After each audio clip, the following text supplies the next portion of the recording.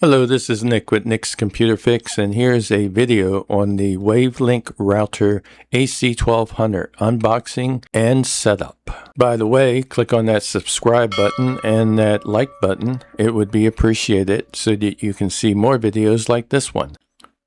Okay, let's take a quick look at the specifications that are on the back of the box here. It has 4 antennas. It has dual frequency bands, 2.4 gigahertz and 5 gigahertz up to 1200 megabits per second. It provides the latest encryption security. It has full gigabyte Ethernet ports. It has one 1000 megabits per second WAN port. It has two 1000 megabits LAN ports, and it has multiple modes support router, AP, and repeater modes. Now let's go ahead and unbox this as quickly as possible. And we'll open it up and we'll pull the router out. As you can see, it is a nice looking router, and it says "See the World" right below WavLink. And on the back, we have a lot of air vents, and then we have the model number, serial number, and so forth, if you can see that. And let's take a look at the antennas here. We have 4 of them, and they're very adjustable. They can move in multiple directions to provide you with your best Wi-Fi signal strength within your building or your house. Okay, let's go ahead and find out what else is in the box. And first out is going to be the power supply here. It's very standard, and it will work perfectly with this router because it came with it. And also we have the Ethernet cable that is supplied. It's not very long. It's about 1.5 feet, maybe 2 feet. And then we got some paperwork that gives you some very short, quick start instructions, and it'll come in handy once you go and start the setup. But if you watch this video to the end, you won't need this paperwork because my video will show you the simplest way to set this up. All right, let's put all this aside, and one last thing here. What is this? Oh, safety instructions. Okay, that's it for the unboxing portion of this video. It's over and done with, and let's go ahead and work on the hardware side. So we're right into Chapter 2, Hardware Setup. And this part is relatively simple. You just connect a couple of cables and plug it in. And the first thing we're going to grab is the standard power supply that came with the router, and it plugs directly in the back on the right hand side here. And then the other end you plug into an AC outlet for power for the router. And then we're going to go ahead and grab the Ethernet cable that was supplied, or that was included with this router, which was really nice of them to provide. And one end plugs into the router's WAN port, the 1000 gigabyte port on the right hand side here, and it is color coded black.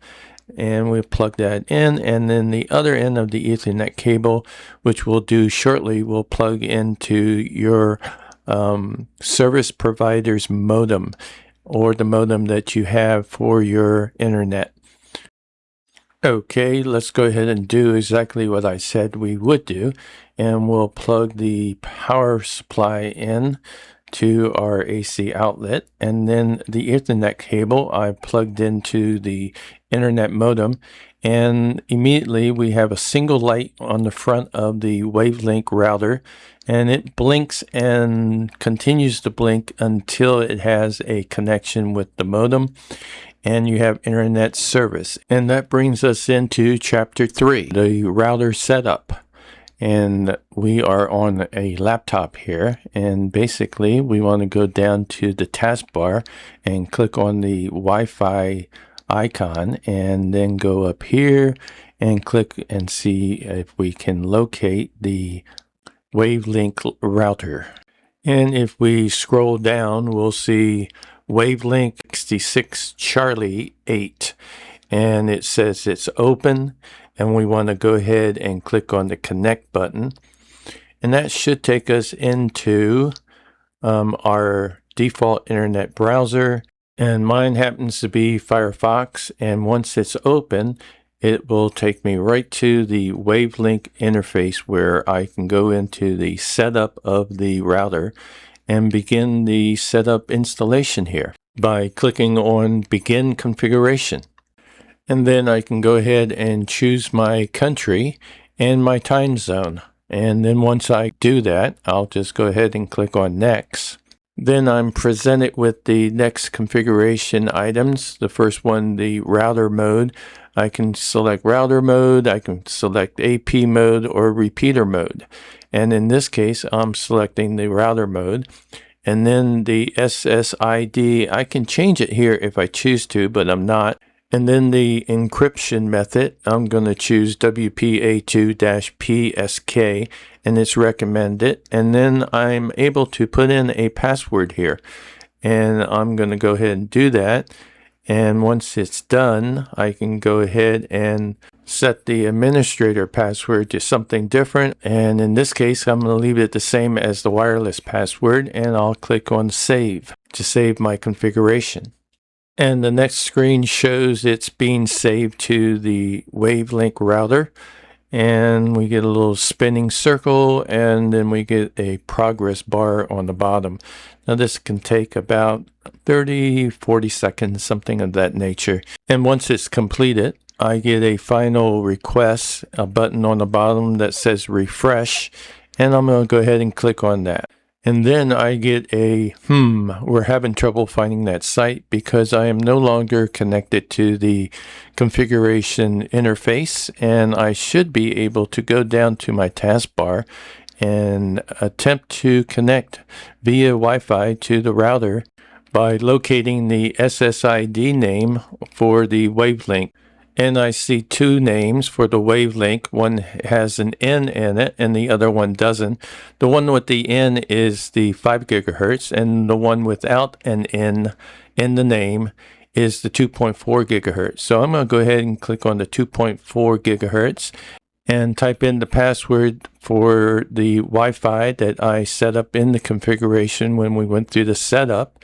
And then I'll click on Connect. And in a few seconds, I should see connected, secure, and I do.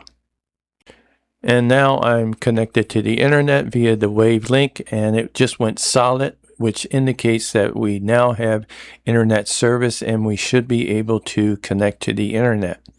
And I can go over and open up a internet browser, and I'll do that. And by default, I have Google as my search engine, so it's working just fine. And of course, I can even do a speed test to see how fast the download and the upload speeds are. And of course, I will test more than once because your download speeds and your upload speeds can vary depending on the server that it connects to with these speed tests that you can use on the internet. All right, as you can see, my final speed test is 75.5 download, and my upload, I'm getting somewhere between 12 and 15. Final numbers are 12 for the upload and 75.5 for the download. All right, that's it for this video. Thanks for watching.